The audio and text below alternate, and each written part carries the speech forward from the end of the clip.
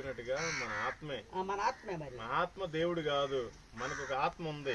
చచ్చిపోయిన తర్వాత మన శరీరాన్ని తీసుకుపోయి పూడ్చి పెడతారు. శరీరం అంతా మట్టిలో కలిసిపోతుంది, మన ప్రాణం గాలిలో కలిసిపోతుంది, మన ఆత్మ మాత్రం పరమాత్ముడి దగ్గర చేరాలి. పరమాత్ముడు ఎవరో తెలుసుకోవాలి. నిజమైన నువ్వు ఏ కులమైనా ఏ మతమైనా, నువ్వు ఏ కులమైనా ఏ మతమైనా నిజమైన దేవుడు యేసుక్రీస్తే.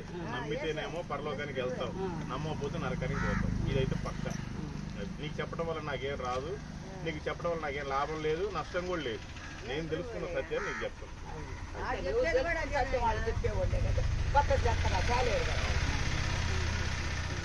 ఇంకేం సంవత్సరం అన్నం పెడతావా?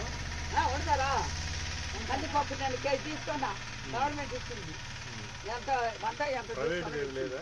ప్రైవేట్ ఏం లేదా? గవర్నమెంట్ నేను తిన్నాను. కొట్లు అలా ఏం కాదు.